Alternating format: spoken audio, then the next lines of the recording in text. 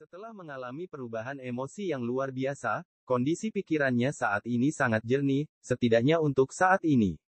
Tanpa pikir panjang, seluruh tubuh dan pikirannya terfokus pada pedangnya. Setelah berlatih sebentar, Luo Feng mengerutkan kening dan berpikir sendiri saat dia menguji beberapa ayunan. Setelah itu, dia akan kembali berlatih, berhenti sejenak dan berpikir sebentar, lalu berlatih lagi. Perasaan keseluruhan ini seperti pengalaman Luo Feng dalam memecahkan masalah matematika saat dia masih terdaftar di sekolah. Untuk menyelesaikan soal matematika yang sangat sulit, Anda harus mencoba beberapa cara berbeda. Dengan informasi yang Anda ketahui, Anda akan terus memperbaiki upaya Anda, sampai Anda menyelesaikannya. Soal matematika besar di tes sekolah menengah sangat sulit. Terkadang, Anda tidak dapat menyelesaikannya hanya dengan menghabiskan 1 atau 2 jam. Dan sekarang, Luo Feng mempelajari teknik pedangnya seperti sedang memecahkan masalah matematika. Namun, tidak seperti biasanya, kondisi pikiran Luo Feng saat ini menyebabkan otaknya bekerja lebih cepat dari sebelumnya dan memungkinkannya untuk mengontrol dengan jelas bahkan bagian yang paling tidak jelas dari tubuhnya. Suatu malam kerja keras. Pagi hari kedua masih diisi dengan kerja keras. Pada sore hari di hari kedua, Luo Feng tenggelam dalam pikirannya saat dia memegang pedang hantunya dan duduk di balkon. Dia terus duduk di sana selama 3 jam. Luo Feng terus mempelajari teknik pedangnya dan, akibatnya, lupa makan, melupakan semua tentang karunia astronomi, dan melupakan semua kecurigaannya. Larut malam di hari kedua, Luo Feng terus mengayunkan pedangnya di ruang tamu yang gelap di lantai 8 gedung tempat tinggal ini. Cahaya dingin pedang itu benar-benar membuat hati seseorang menjadi dingin. Entah sudah berapa kali dia mengayunkan pedangnya sekarang, tapi kali ini, hanya sedikit gerakan dari pedang hantu yang menyebabkan kilatan perak menerangi seluruh ruang tamu. Ada sedikit getaran aneh yang tersembunyi dalam cahaya itu. Seperti kilatan petir, udara di sekitarnya menyebabkan gelombang kejut yang mirip dengan ledakan sonik dengan suara pupu gelombang. Mata Luo Feng membelalak keheranan. Berhasil. Saya benar-benar menyelesaikannya. Saya akhirnya menyelesaikan tahap ketiga dari 9 tahap Thunder Blade. Luo Feng tidak bisa menahan diri untuk tidak meneriakkan kegembiraan dan kebahagiaan. Tahap ketiga dari pedang petir. Selesai tidak lama setelah pengumuman bounty astronomis. Setiap tahap dari 9 Stage Thunder Blade menjadi semakin sulit, dan saya baru saja berhasil menyelesaikan tahap kedua belum lama ini. Siapa sangka aku bisa menyelesaikan tahap ketiga secepat ini? Luo Feng tersenyum, memang, saya harus berterima kasih kepada orang tua Li Wei. Jika Ibu Li Wei, Venina Paulinus, tahu bahwa ini terjadi, dia mungkin akan meludahkan darah karena marah. The 9 Stage Thunder Blade semakin sulit. Satu-satunya orang yang mampu menyelesaikan semua 9 tahap di bumi ini adalah Dewa Petir saja. Teknik pamungkas ini sangat kacau. Tahap ketiga adalah kekuatan Anda dikalikan dengan 28. Tingkat kebugaran Luo Feng saat ini menempatkannya di tingkat prajurit tingkat lanjut. Kalikan itu dengan 28, dan kekuatan serangannya menyaingi panglima perang tingkat menengah. 28. Ingatlah bahwa satu level hanya berbeda sekitar kelipatan 2. Satu pedangku, bersama dengan 4 pengerahan kekuatan, menyaingi seorang panglima perang perantara. Jika kekuatan spiritualku membantu bilah hantuku dan menambahkan pengerahan kekuatan kelima atau keenam, bilahku mungkin menyaingi panglima perang tingkat lanjut. Luo Feng dengan jelas memahami kekuatan-kekuatan spiritualnya. Jika Anda menggabungkan kekuatan spiritual dengan serangan Anda, kekuatannya akan lebih menonjol. Mengherankan. Kejutan tak terduga yang dibawa oleh karunia astronomi. Karunia astronomi memang membuat Luo Feng sangat tertekan. Beberapa orang bahkan bisa pingsan di bawah tekanan ini. Tetapi beberapa orang akan bekerja lebih keras di bawah tekanan ini dan meningkat dengan kecepatan yang mencengangkan. Dan Luo Feng menerima peningkatan. Aku harus berterima kasih pada orang tua Li Wei. Wajah Luo Feng penuh dengan kebahagiaan. Hadiah astronomis itu memang menimbulkan ketakutan di lubuk hatiku dan membuatku merasa seperti ada orang yang bisa mengkhianatiku. Syukurlah, saya menjadi bahagia setelah mengobrol dengan Susin. Perubahan besar ini membuat saya sangat tenang. Hatinya masih seperti air, dengan kata lain, tidak ada gangguan sekecil apapun. Tingkat ketenangan yang ekstrim ini sangat sulit dipertahankan dalam jangka waktu yang lama. Biasanya, orang biasa terkadang bisa memasuki keadaan ini ketika hidupnya dalam bahaya atau dalam keadaan darurat. Selama waktu itu, skill mereka akan meledak melewati batas biasanya. Misalnya, Luo Feng, yang benar-benar tenang dan tidak ragu sama sekali, berhasil melarikan diri dari dikelilingi oleh ratusan monster level komandan di pasar Super Family Mart hanya dalam 12 detik. Namun, keadaan tersebut biasanya dapat dipertahankan hanya dalam 1 atau 2 menit. Namun, dengan perubahan sikap yang luar biasa ini, dia berhasil bertahan dalam kondisi itu selama lebih dari 20 jam. Dalam 20 jam pelatihan pedang ini, ia berhasil menyelesaikan tahap ketiga dari 9 tahap pedang petir. Pada akhirnya, itu karena kegembiraannya yang kuat yang menyebabkan dia melarikan diri dari keadaannya saat ini. Hadiah astronomis, benar-benar mempengaruhi diriku. Menurut buku sejarah, kebanyakan kejatuhan kaisar kuno disebabkan oleh kecurigaan mereka terhadap menteri mereka, kecurigaan mereka membuat mereka sakit dan karena itu menyebabkan kematian mereka. Kondisi mental Luo Feng juga naik ke tingkat yang lain. Karunia astronomi juga memiliki pengaruh yang sangat kecil padanya sekarang. Kapten dan yang lainnya tidak memiliki bukti. Tanpa bukti apapun, tentu saja mereka tidak akan bisa menerima bounty tersebut. Jika mereka tidak dapat menerima hadiah, lalu mengapa mereka melaporkan sesuatu? Telinga Luo Feng sedikit bergerak, lalu dia bergegas menuju balkon dan melihat ke bawah. Di bawah apartemen tempat tinggal ini ada lusinan monster yang berkumpul menuju gedung. Luo Feng membeku, dan kemudian tertawa, sepertinya lolonganku setelah menyelesaikan tahap ketiga menarik cukup banyak monster. Sekarang, waktunya aku kembali ke kota markas. Setelah Luo Feng mengambil tas, pedang, dan perisainya, dia langsung melompat dari balkon lantai 8 dengan lompatan seperti kilat dan jatuh ke atap gedung apartemen 3 lantai di dekatnya. Setelah itu, dia menghilang dengan goyangan tubuhnya. Stasiun kereta. Stasiun kereta api selalu menjadi tempat yang paling ramai sampai-sampai tidak masuk akal. Obrolan tak berujung menyebar ke seluruh area. Sebuah kereta panjang perlahan memasuki stasiun kereta dan, saat rem kereta yang menusuk telinga datang dari rel, pintu kereta terbuka. Banyak penumpang, seperti sarden yang dimasukkan ke dalam kaleng, keluar. Kota markas, sekarang ini rumah, Luo Feng berjalan keluar dari pintu kereta dan tersenyum sambil melihat sekeliling. Saya kembali. Setelah mengendarai mobil pribadi Dojo of Limits, Luo Feng kembali ke sektor Mingyue setelah matahari terbenam. Sektor kecil ini masih sama seperti biasanya, sepi seperti biasanya. Melalui jendela, Luo Feng melihat sejumlah besar penduduk mengobrol dan bersantai di sektor kecil. Berbunyi. Mobil berhenti di depan Limit Hall. Luo Feng membuka pintu mobil dan keluar. Sekelompok besar orang dapat terlihat berdiri di depan pintu masuk aula batas, ada cukup banyak pejuang dengan keluarga mereka, dan bahkan beberapa orang dari regu palu api. Tentu saja, saudara laki-laki dan orang tuanya juga ada di sini. Feng, Luo Hongguo dan Gong Xinlan tidak bisa menahan untuk tidak berteriak. Wajah, bro, Luo Hua penuh dengan kebahagiaan. Papa Feng, Kapten gila. Tak sedikit juga petarung yang berteriak dengan semangat. Kapten, kalian juga ada di sini. Luo Feng tertawa dan berkata dengan nada heran. Kapten Gao Feng, Wei Ti, dan Wei Qing juga tertawa saat Gao Feng berkata, bukankah kamu sudah memberitahu kami bahwa kamu akan kembali 2 hari ini? Kita harus berurusan dengan material monster yang kita miliki.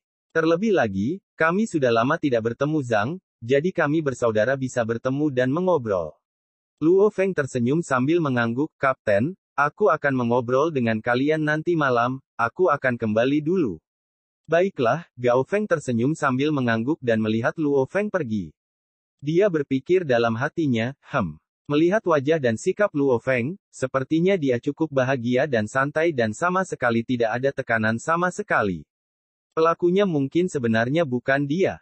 Bahkan Gao Feng sendiri tidak tahu apa pikirannya sekarang. Dia tidak bisa membantu tetapi ingin menyelidiki dan mencari tahu apakah Luo Feng adalah pelakunya, karena daya tarik 100 miliar terlalu besar. Dia tidak ingin Luo Feng menjadi pelakunya sehingga hatinya bisa tenang.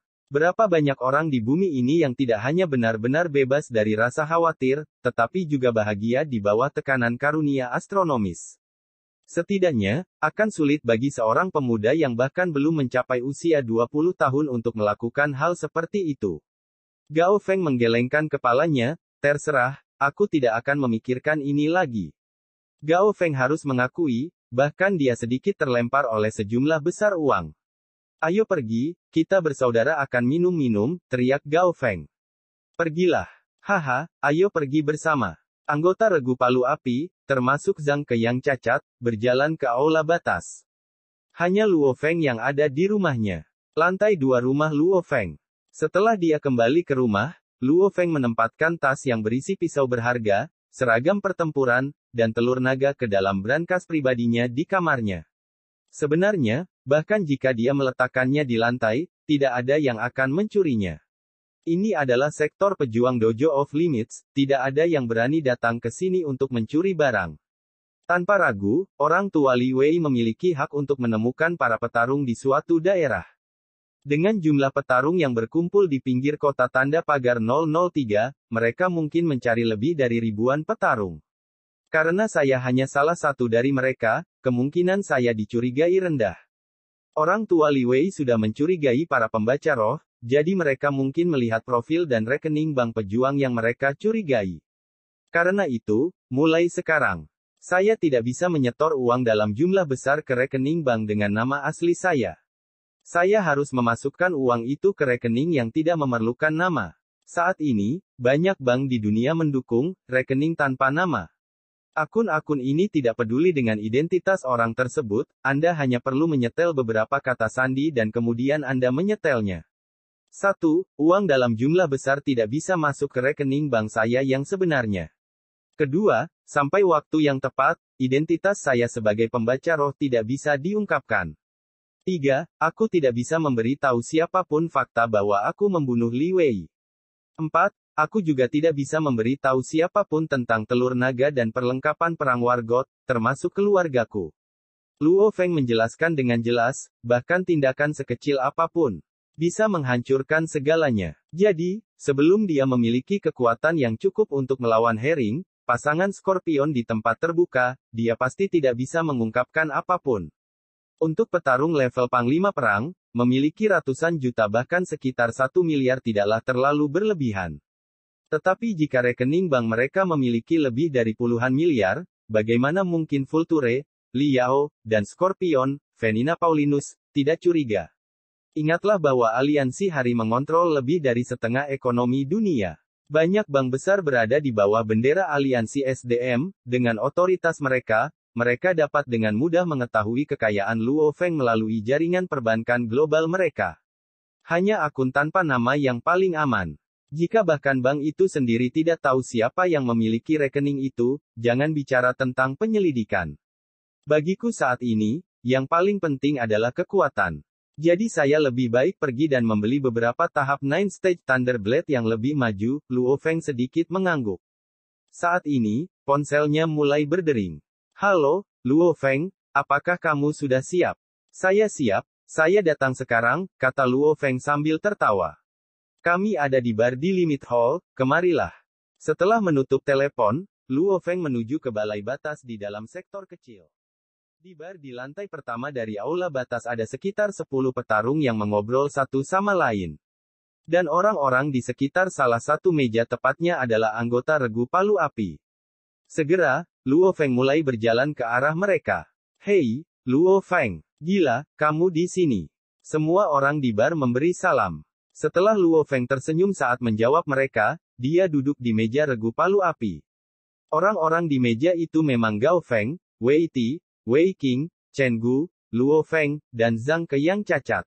Mereka berenam duduk bersama sambil minum dan mengobrol, sampai sekitar jam 9 malam.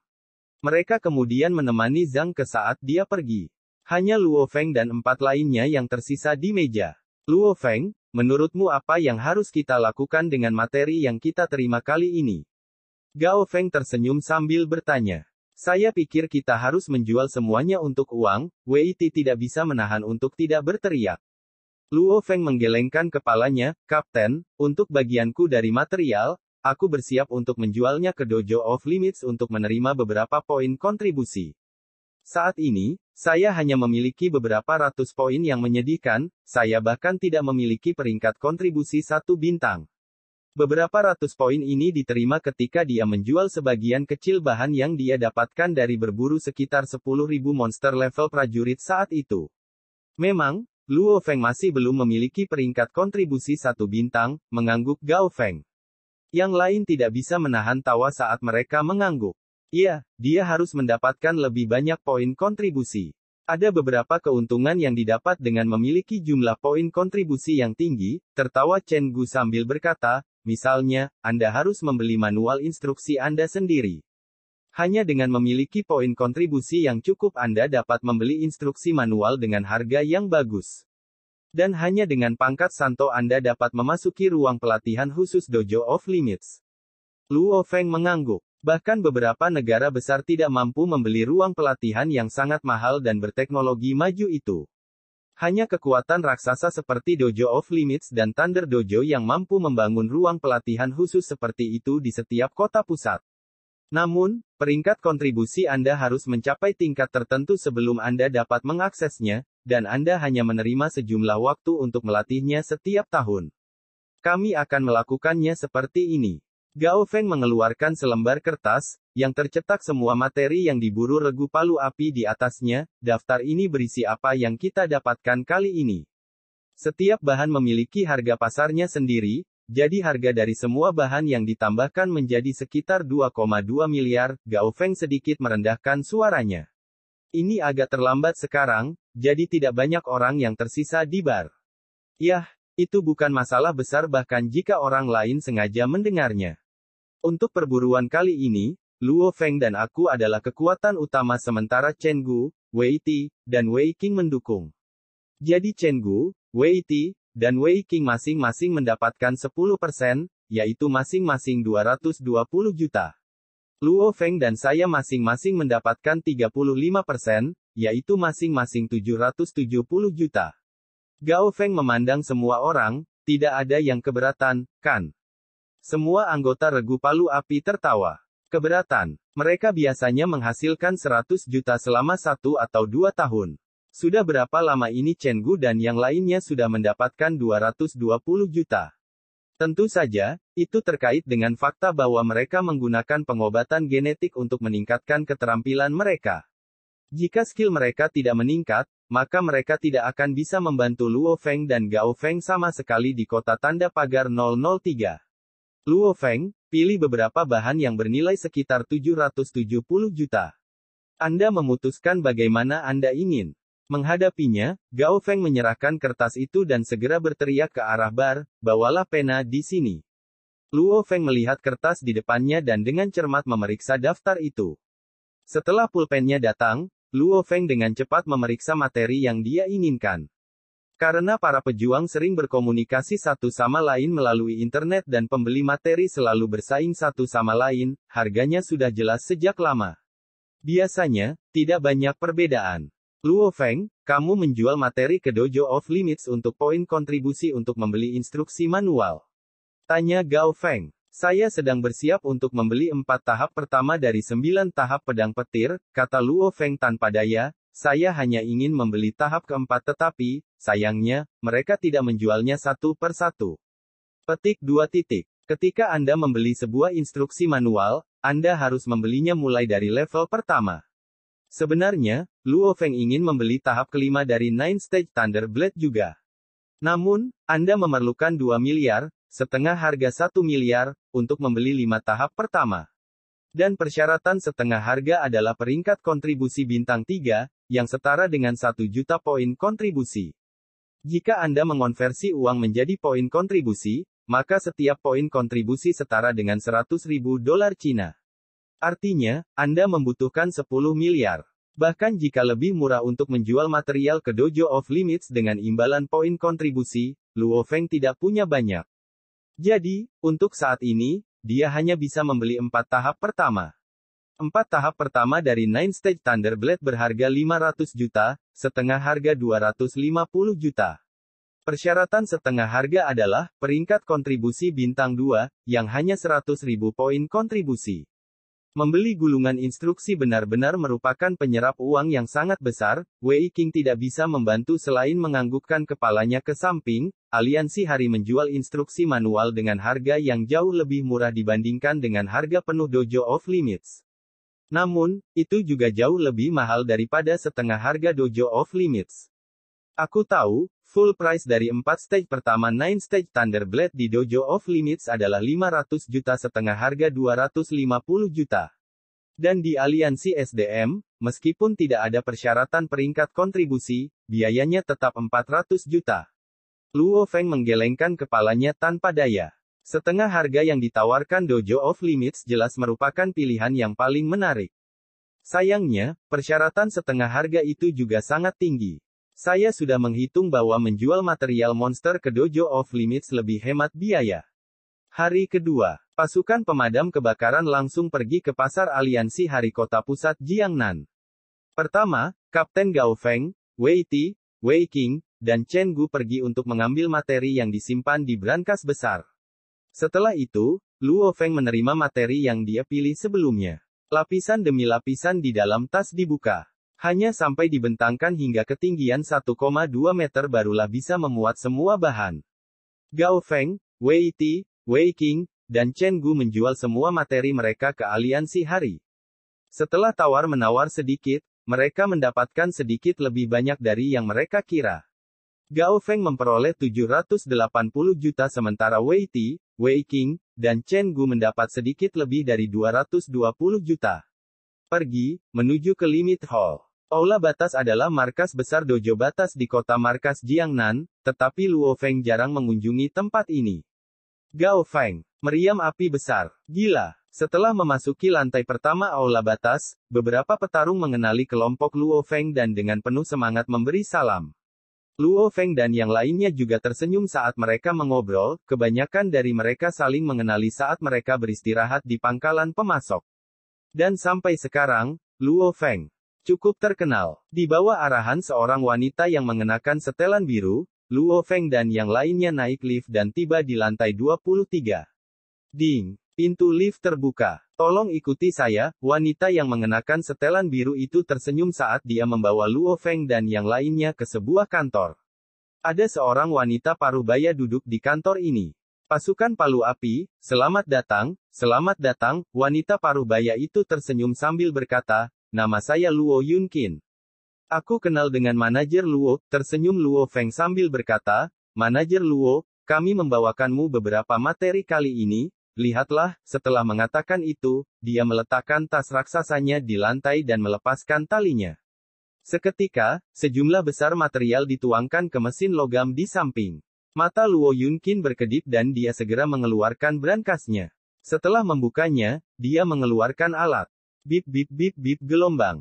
Dari pemindaian mesin, kualitas, nama, dan harga masing-masing bahan langsung ditampilkan ke layar. Tanpa perlu memeriksa apapun dengan tangan, harga total dengan cepat muncul di layar. Sebanyak 510 juta dan 255 ribu poin kontribusi, kata Luo Yunqin sambil tersenyum.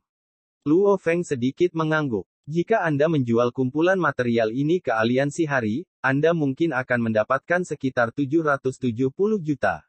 Dan di Limit Hall, Anda hanya mendapatkan sekitar 2/3 dari harga, 510 juta.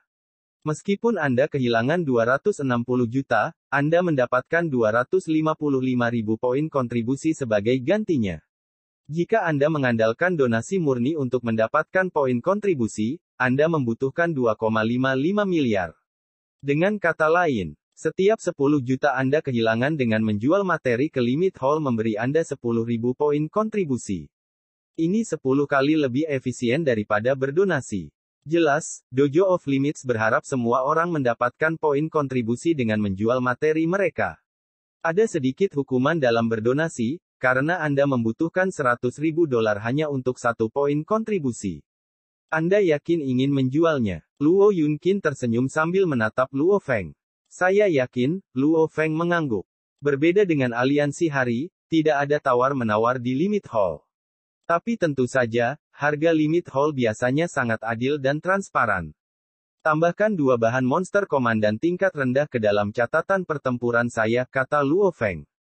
Baik, dengan catatan pertempuran Anda, peringkat pejuang Anda sekarang adalah Panglima Perang tingkat pemula, mengangguk Luo Yunqin. Peringkat seorang pejuang ditentukan oleh rekor pertempuran mereka. Misalnya, jika Anda ingin mencapai peringkat Panglima Perang tingkat pemula, Anda harus membunuh 2 komandan tingkat rendah. Namun, catatan pertempuran biasanya tidak terlalu bisa diandalkan. Karena tidak ada yang tahu apakah Anda benar-benar membunuh monster itu sendiri atau tidak. Anda dapat dengan mudah membeli bahan tersebut dan berpura-pura bahwa itu milik Anda. Akibatnya, yang disebut peringkat pejuang tidak terlalu berguna. Dalam lingkaran petarung, semua orang tahu siapa yang kuat dan siapa yang lemah. Misalnya, jika seorang anak dari keluarga kaya membeli 2 mayat pemimpin gerombolan dan mengatakan dia membunuh mereka, pangkatnya akan menjadi wargot tingkat pemula. Dan begitu dia melakukan ini, dia akan dengan mudah menarik banyak petarung yang menginginkan spar. Jika dia memiliki kekuatan, maka tidak akan terjadi apa-apa. Jika dia tidak memiliki kekuatan, maka dia akan sangat malu ketika dia diinjak-injak oleh sekelompok panglima perang. Jadi kebanyakan orang tidak mau mencoba dan menaikkan peringkat mereka sampai mereka memiliki kekuatan yang cukup untuk mendukungnya. Saat aku membunuh sekitar 10.000 monster level prajurit dalam 2 bulan, kebanyakan dari mereka adalah prajurit level tinggi, sebagian besar pejuang yakin bahwa aku adalah panglima perang level pemula. Jika demikian, maka saya mungkin juga langsung menaikkan peringkat petarung saya menjadi panglima perang tingkat pemula.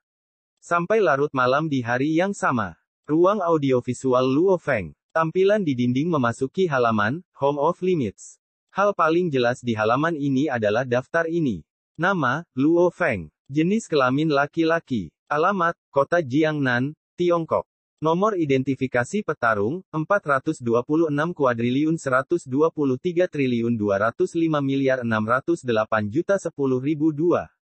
Level, Warlord pemula. Kontribusi, 255.612 bintang. Saldo, 1.189.800.000 dolar Cina. Pasar internet, instruksi manual 9 tahap guntur pisau, Luo Feng dengan cepat mengetuk keyboard nirkabel dan memasuki halaman untuk membeli instruksi manual 9 Stage Thunderblade.